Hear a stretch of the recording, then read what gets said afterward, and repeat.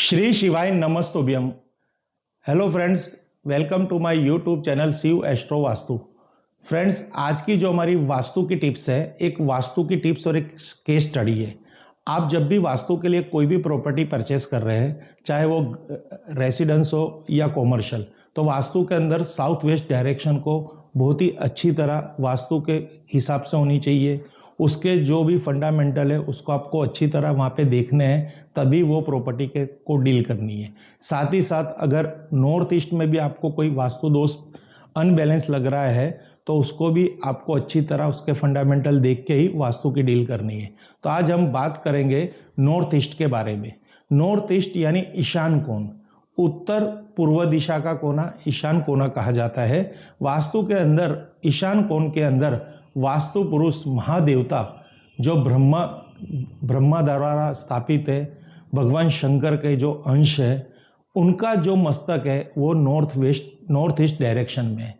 जब समझिए अगर हमारा मस्तक का एरिया या हमारा खुद का मस्तक यानी हमारा सिर किसी पर्टिकुलर डायरेक्शन में होगा और वहाँ पे कोई भी प्रकार की गंदगी की जाए, कोई भी प्रकार का वहाँ पे वेट किया जाए, कोई भी प्रकार का वहाँ पे डंप किया जाए, तो आप समझ सकते हो कि हमें कितनी पेन होगी।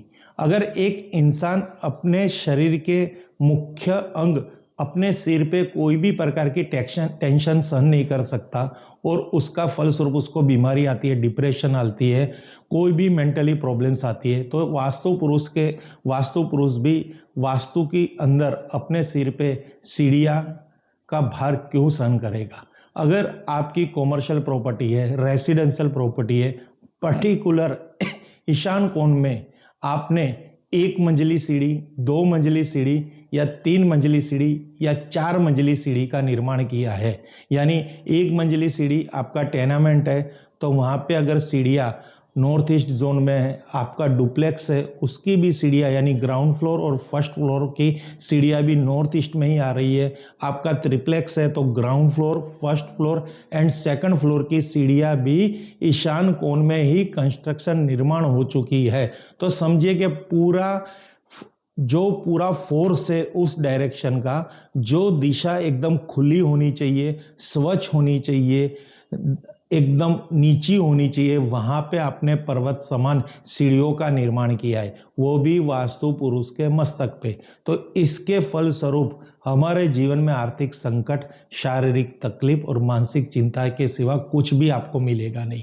एक बात है कि ये आपको तुरंत नहीं मिलने वाला, पर ये समय आते आपको इसका एहसास होने लगेगा। पहले छोटी छोटी प्रॉब्लम्स आएगी, फिर एकदम बड़ी प्रॉब्लम आएगी।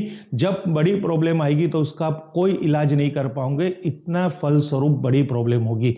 अगर आपको जिंदगी के अंदर मेंटली प्रॉब्लम्स आ रही है, आपको सिर का दर्द हो रहा है और आपको बीमारी का पता नहीं चल रहा, आपके बच्चे पढ़ाई में कुशल मंगल और होशियार नहीं हो रहे, आए दिन वो पढ़ाई के अंदर अपना ध्यान चुरा के फेल हो रहे, घर में कलेश बढ़ रहा है, भाई भाई के बीच में कलेश बढ़ रहा है, पिता पुत्र के बीच में कलेश बढ़ रहा है, दो पार्टनरों के बीच में भी कलेश लगा हुआ है, कानूनी प्रक्रिया चालू हो गई है, मानसिक टेंशन आ चुके हैं, कैंसर जैसी गंभीर बीमारियां घर में दस्तक दे चुकी है, माइंड के अंदर किसी ना किसी व्यक्ति को न्यूरोटिकल्स प्रॉब्लम्स यानी नसों की कोई भी प्रॉब्लम्स आ चुकी है। कुल मिला के आपको आपके विजन की, आंख की प्रॉब्लम है, दांत की प्रॉब्लम है, नाक की प्रॉब्लम है, कान की प्रॉब्लम है, या कोई भी प्रकार के चेहरे संबंधित प्रॉब्लम आ रही है, मस्तक संबंधित प्रॉब्लम आ रही है, तो ये एक वास्तु का इशारा है कि ईशान कोण में कोई ना कोई वास्तु दोष है। तो आप किसी निष्णांत को बुला के ईशान कोण को चेक कीजिए। अगर वहाँ पे सीढ़ियों का निर्माण है तो वहाँ से सीढ़ियाँ हटा दीजिए। कोई कारणवश वो सीढ़ी आप नहीं हटा सकते तो सीढ़ियों के नीचे दो कछुए का वहाँ पे इंतजाम कीजिए। कछुए सीढ़ियों का वजन अपने पे ले लेंगे और ईशान कोने को वेटलेस करेंगे। ये एक उपाय कीजिए। साथ ही साथ नैऋत्य कोण को आपको हैवी करना है। जब ईशान कोण में 100 किलो वजन है तो नैऋत्य कोण में 200 किलो वजन 200 किलो वजन लाएंगे तो पृथ्वी की बैलेंसिंग होगी।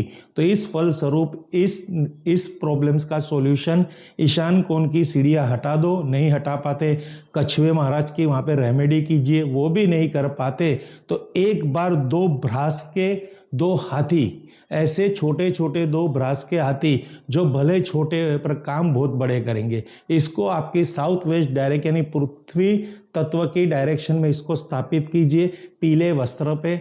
इस पे इसकी प्रार्थना पूजन अर्चन के साथ उसको रखिए और वहाँ पे अपने पितरों का नाम का एक दिया कीजिए और पितरों को कहिए कि भाई हमारे ईशान कोण में जो भी कोई प्रॉब्लम्स है सीढ़ियों की, इसका बिना तोड़फोड़ निवारण हो और हमारे जीवन में कोई भी समस्या है, समस्या का भी निवारण हो। तो फ्रेंड्स, ईशान कोण में बढ़ी हुई सीढ़ियाँ वो वास्तु के अंदर चाहे कॉमर्शियल हो या रेसिडेंशियल वास्तु हो, खुद का वास्तु हो, रेंटेड वास्तु हो, कहीं पे भी उसका स्थान नहीं है। ईशान कोण को हल्का फुल्का और नीचा रखिए, पानी का स्थान कीजिए, मंदिर रखिए, लिविंग रूम रखिए, पेरेंट्स बेडरूम बनाइए, पर वहाँ पे मेहरबानी करके सीढ़ियाँ मत बनाइए।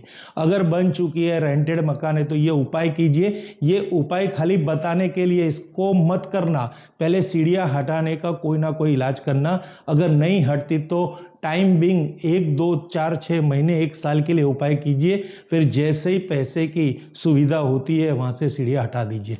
तो फ्रेंड्स, ईशान कोण में बढ़ी हुई सीढ़ियाँ आपके जीवन को तन मन धन से नष्ट करती है। इसके बारे में थोड़ी सी एक वास्तु की झांकी थी, इसको आप अच्छी तरह देखिए।